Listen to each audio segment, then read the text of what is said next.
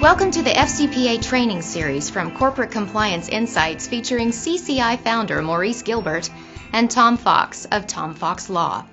Tom has practiced law for 25 years and is now assisting companies with FCPA compliance, risk management, and international transactions.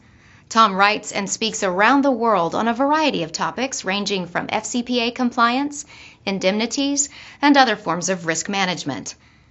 The videos in this series provide an introduction to FCPA compliance for legal, compliance, and operations personnel.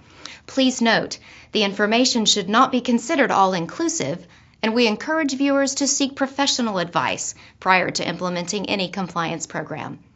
So let's get started. Hi, this is Maurice Gilbert with Corporate Compliance Insights, and in the studio today is Tom Fox of Tom Fox Law. Today we'll be discussing the FCPA Act. Tom, can you give our viewers an overview of what the FCPA Act covers? The FCPA stands for the U.S. Foreign Corrupt Practices Act. It's a 1977 Watergate-era law that was passed that prevents U.S. companies from engaging in bribery and corruption of foreign governmental officials outside of the United States. What constitutes a bribe under the FCPA? There are generally three parts to what constitutes a bribe. The first one is it has to be something of value. Now, that something of value can be cash, it can be a gift, it can be travel, it can be entertainment, it can be the payment of education or medical expenses for the children of foreign governmental officials. So that part's quite broad. The second part is it has to be made with corrupt intent, meaning you had to intend that whatever you gave, you got something back for. The third part is to obtain or retain business, so that there has to be some sort of business that comes out of this. A key point, though, is it doesn't have to be successful. It's simply an offer of something of value. Who is covered under the FCPA Act? This is one of the real beauties of the FCPA. It's about as broad as the world has in terms of coverage of a law. It covers any U.S. company anywhere in the world. It covers any U.S. citizen, no matter who you work for, anywhere in the world. It covers foreign subsidiaries of U.S. companies. It covers U.S. subsidiaries of foreign companies.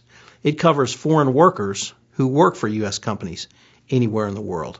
So the coverage is just stunning in terms of its scope across the globe. As with any law, I'm sure there's some exceptions or exemptions. What are they? There are exceptions under the FCPA for reasonable and bona fide business expenses. These are generally recognized as travel, gifts, entertainment, or business courtesies. So, for instance, you can bring people to the United States for training. You can send them to see your operations in other parts of the world, but you can't spend lavishly on them. If you fly them, they have to be flown in business class, for instance. The same with gifts and entertainment. If there's a business purpose and if the spending amount is reasonable for the venue or the location involved. There's also a second section of exemptions, and that's generally recognized as what we would call facilitation or grease payments. These are small payments to obtain governmental services that you were entitled to anyway, so that if you're going through customs and you need to pay to have your visa processed quicker, or your passport stamped quicker, to get fire services, police services, licenses, and permits. The key is two things. First of all, it has to be a relatively small amount.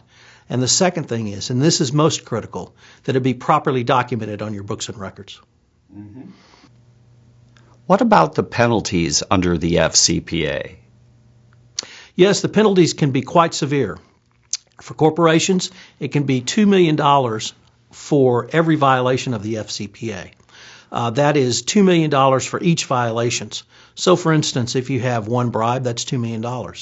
If you have a bribe and you do not properly record it on your books and records, that can be another $2 million. If you have a series of bribes, that's $2 million per bribe, plus $2 million per each books and records violations. For individuals, equally, the penalties can be quite severe, up to 5 years imprisonment for each violation. So some pretty stiff penalties both for corporations and individuals.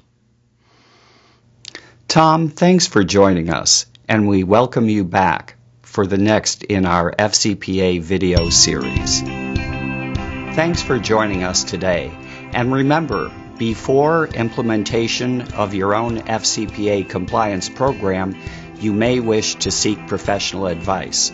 Also, as a reminder, please visit us online at corporatecomplianceinsights.com.